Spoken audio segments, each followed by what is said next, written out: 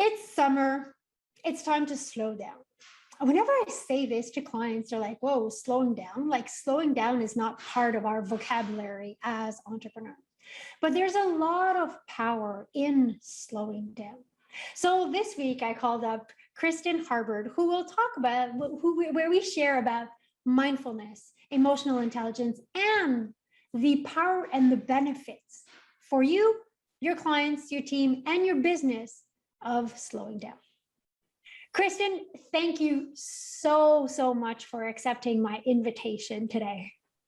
Thank you, Sarah. It's great to be here. I'm taking a lot of this time in the summer to address topics that I particularly find that are really important for a business. So the topic of slowing down and how important it is to slow down for us, but also how profitable it is for our business. But before we dive into that subject, if you could take a moment and introduce yourself, please. Yes, absolutely. My pleasure. So my name's Kristen Harcourt, and I'm located in Toronto, Canada, and I'm an executive and leadership coach. I also do a lot of keynote speaking and training on the areas of really succeeding as a leader by being more mindful, emotionally intelligent, and self-aware. And as you do that, you actually are a lot more successful and fulfilled in the work that you do. I love that because the people with us today are service-based entrepreneurs, high performers. They want to help. They have a lot of expertise and a lot of knowledge for them to help and serve their clients and guide their clients. So I'm curious, what is one of the traps that you see high performance individual entrepreneurs get caught into? Yeah, many things. Well, first of all, it's great that they've gone in this path of entrepreneurship because a lot of times there's passion around it, right? There's this entrepreneurial spirit that gives them some freedom to be creative and decide what their hours look like and what they're doing. What I find is ironic is a lot of times it's that people go from what was a 40, 50-hour work week to the entrepreneur world where it's now 80, 90 hours. Yet it's on their terms. And so what I love to help people understand is like the pendulum swung a little too far this way. What would it look like to swing it a little bit back in the middle? And I think where high performers can really struggle is there is this counterintuitive, there's this belief that if they somehow take their foot a little bit off of the gas pedal, that it's all of a sudden going to go all the way to the other side. They're not going to have any clients. They're not going to be able to serve people. They're not going to be as successful. And so it's really a mindset shift, recognizing that it's not an either or. You get to be really successful in your business, get to enjoy the work that you do, but you can have a little bit more. And I'm careful when I use the word balance because we're never fully in balance, but we can integrate it, have a little bit more harmony where we get to have both. And the interesting part is that your clients actually experience you as being more present, more fulfilled, more really positive energy when you're in that place because you've taken really good care of yourself, you've recharged, you've recovered. So you actually have more to give to your clients. I love that. And like, it's true that you cannot give what you don't have. And it's funny when I coach high performers and I ask them, did you celebrate? And they're like, what does that mean? And I'm like, did you have fun? And they're like, wow, like the concept of fun in business kind of don't go together. The concept of celebrating in business don't go together. It's about doing more and performing more and, pushing through when at the end of the day, that's not what it's all about. No. And the more present that we are, the more present that we can be for our clients. Yeah. So I like that we were talking before we started recording, and some of the topics that you address with leaders and performers are mindfulness and emotional intelligence. So before we get into how to do that, how to get there, can you give us like your version of definition of what does mindfulness mean? Because some people Yeah. think it's like sitting down, lotus style and just, kumbaya and being there for like 16 hours a day. Yes, yes. I try to debunk that myth all the time because I think there is a misconception. It's not, there's many different forms of mindfulness. And part of mindfulness could be sometimes you're doing meditation, but even meditation could be happening when you're going for a walk. And instead of just thinking the whole time, you're just very present and paying attention to everything around you on the walk. That's being present and being mindful and being in meditation. So I like to describe mindfulness when we really bear it down and really get to the most important point around mindfulness. It's about being in the present moments and watching as things unfold moment by moment by moment, non-judgmentally. Yes, non-judgmentally, and letting it be there. And a lot of times that's also, there's a surrendering and letting go and acceptance that comes with that.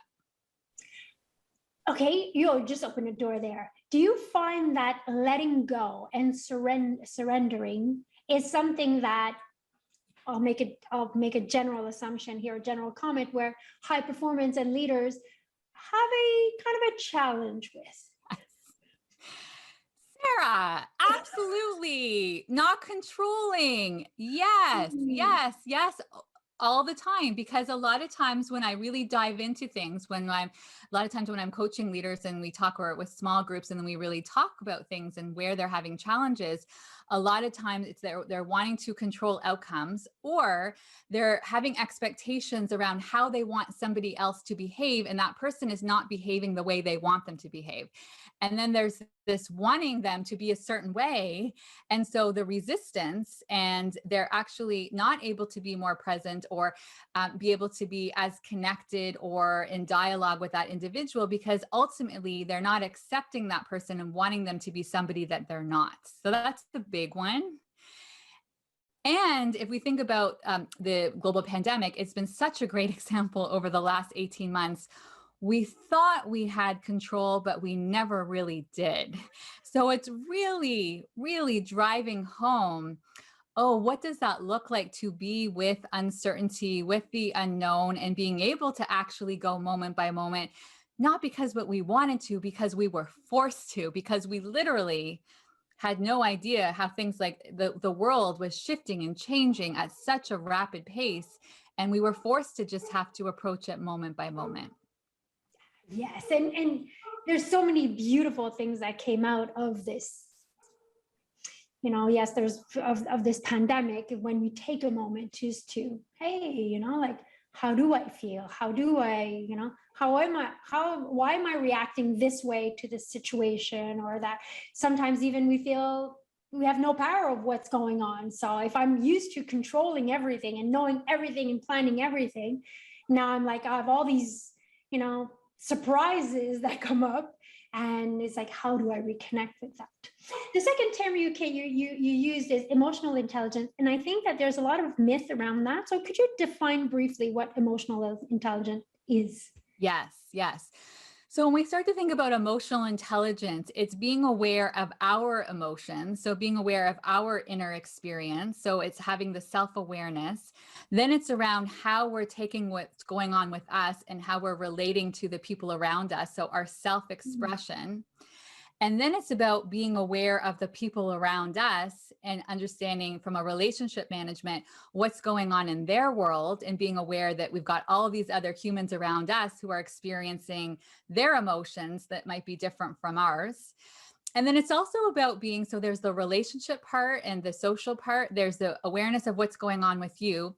And then it's also about being aware of what's going on with you internally when you're making decisions. So when we start to think about problem solving and coming from a place of what the emotional, because emotions are always involved when we're making decisions. Yes. And then the last part of it is how we're relating to, you can think of it as the world and the people and the individuals around us from coping strategies in terms of stress management and impulse control, right? So when all these different things are happening in the world around us, how are we responding to them? We want to respond as opposed to react if we're being emotionally intelligent. That's such a, oh my gosh, we could go on that topic for so long because I find many entrepreneurs and I see it. Like I recently had a client and she's like, "Oh, how do I present my proposal? What do you think? You know, there's a lot of details." Da, da, da, da. And I'm like, "Who are you presenting it to?" She describes me the person, and I'm like, "Is that your ideal client? Is that a person you really want to work with? Are you gonna have fun working with that person?" And she's like, "No." I'm like, "Then it doesn't matter how you present it. Stop wasting your time on how you're going to structure your proposal. You don't want that person to be your ideal. It's not your ideal client." But it's when we slow down that we can go in that type of thinking and that type of, yes, it's strategy, but like you're talking about the important things. Well, I love what you just said there, because I was talking about this in a talk that I did yesterday that I was mentioning to you, is that there's so many returns on investment when we start to really make mindfulness an everyday practice. And one of them is we have so much more access to creativity, because as we quiet our minds and as we get in the present moments, there's so much less noise. And then that creates this clarity. And all of a sudden these answers emerge. And then we're wondering, like, where was this before? Like, how come I couldn't have access to this? Well, because when your mind's going 24/7 and you have all these thoughts and there's noise and chaos, you don't have access to the clarity. So here's when you're talking about slowing down, a gift with slowing down is that as you quiet your mind, as you get still, all of a sudden you have access to these inner resources and creative problem solving and solutions that you couldn't see when you were in the noise. That is so, so true.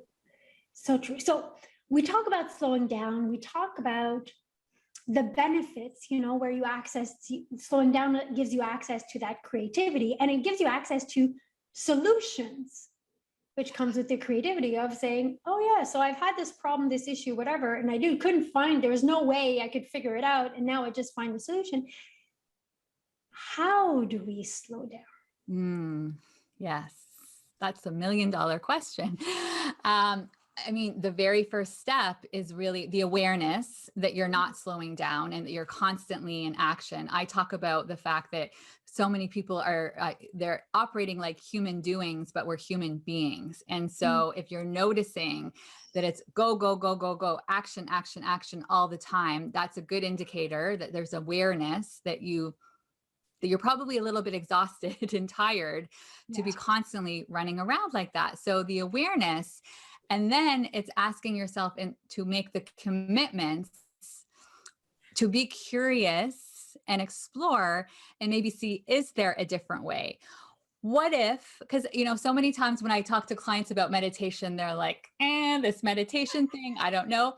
And so I recognize I'm working with a bunch of high performers. So I say, what about if we do a 30-day challenge? Oh, now I'm interested. There's a challenge here. There's something that I have to go into action and I have to commit and I have to achieve. Now I'm interested. And so it's figuring out, knowing yourself, what's the best way to start to get involved and make a commitment around it. And so for me, with a lot of my high achievers, the meditation and doing that. And then what's interesting is if you do 30 days of meditation, which is, spending 15 minutes every day using a guided meditation or sitting in stillness, coming back to your breath whenever the thoughts, and that's what's actually training your brain for in your day-to-day. If you do that for 30 days, I guarantee you're going to start to see results. And that's why I love when they do the 30-day challenge, because if they do it for a couple of days, they're like, well, I'm not seeing anything. It's not working. I'm not going to do it. Or maybe even 10 days.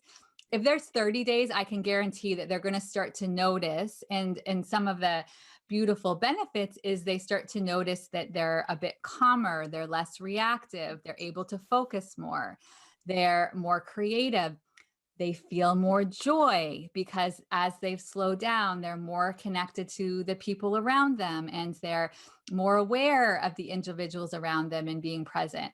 So I think what's so important with things like mindfulness is like, let's not go from A to Z. Let's start with just, okay, what's one thing I can start to do and try to experiment, to be a little bit mindful and to teach myself to slow down. And then as you see that starts to work well, maybe you want to start to do something else. So build from there, but don't try to do it all at once, right? So it can be as simple as a mindfulness practice can be, I'm really going to focus on my listening and being an active listener, and then putting a little sticky on your computer that says listen.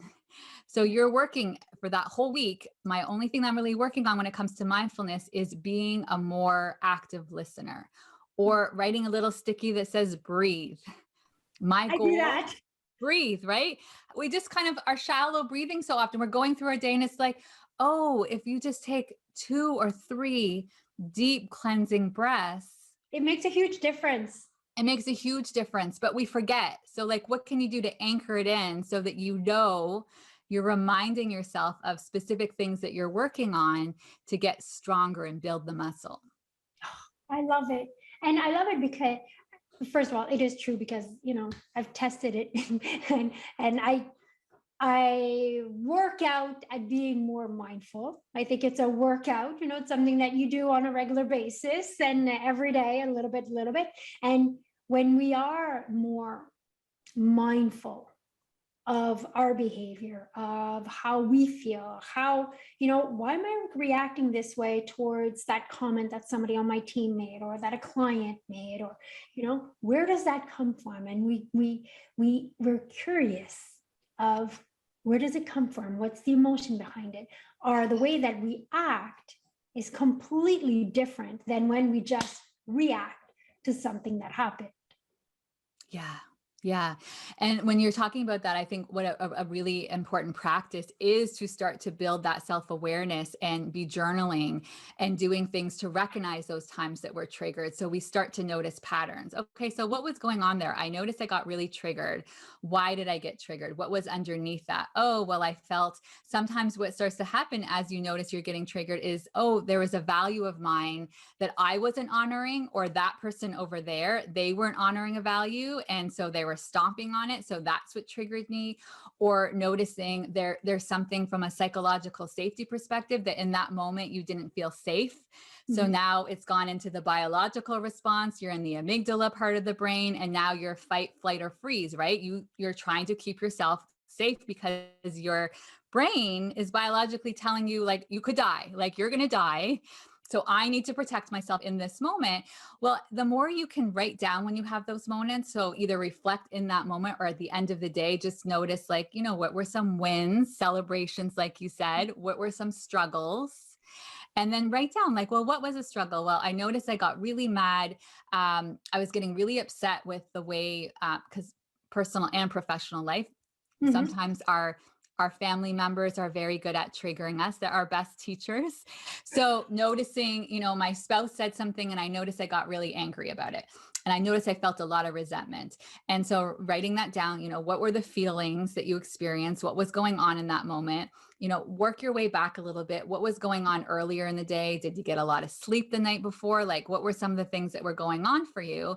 And then saying, I'm noticing that I was triggered and I reacted, and asking yourself as well, like, what needs are not being met?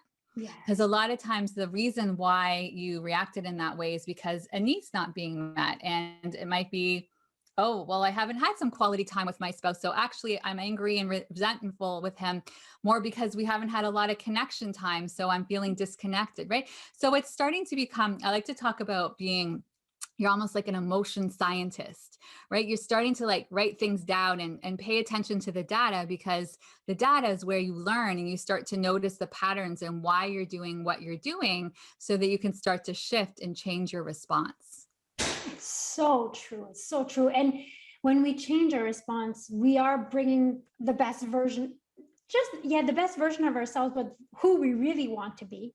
We become a better leader, we become a better entrepreneur, and we become, I think, all around like a better human being, because we are being. And I think summer is a great time to start practicing mindfulness. So I love the 30-day challenge, 15 minutes a day. Everyone has 15 minutes in a day just to meditate, breathe. And from there, you can grow in different other mindfulness practices that you mentioned, because it is profitable for business to slow down, to be more mindful. Thank you so much, Kristen, for being with us today. Where can people find you online? Yeah. Other than seeing you at one of your amazing conferences, if they don't have that opportunity, where could they find you online? Thank you, Sarah. So I'm very active on social media. So anywhere on social media would be under Kristen Harcourt, or my website as well is kristenharcourt.com. And I have a podcast called Inspirational Leadership, where I interview a lot of people talking about these topics. And I have a mission to really bring more of this into workplaces, because exactly like you said before, so beautifully, as you transform yourself, you transform the people around you. And so then it's a ripple effect. So always happy to connect with people and have conversations there. Perfect. So I'll make sure we put all the links in the description of the video. Again, thank you so much. And now I will go back to meditating and having a walk in the park on this lovely afternoon. I love it. Thanks, Sarah. Thank you. I hope you liked the interview. If you did, please give it a thumbs up. And you know what? Let's share it with other entrepreneurs, because God knows we need more entrepreneurs to be mindful, to be present.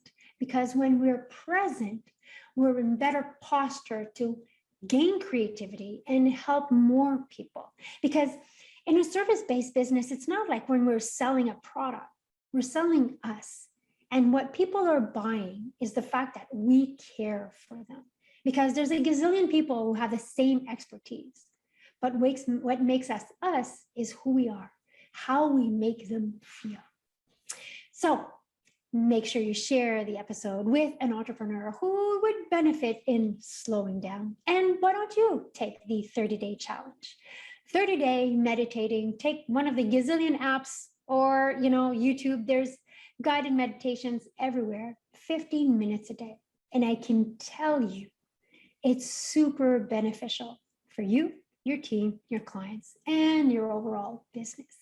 So until then, I will now go and slow down, and I will see you next Tuesday.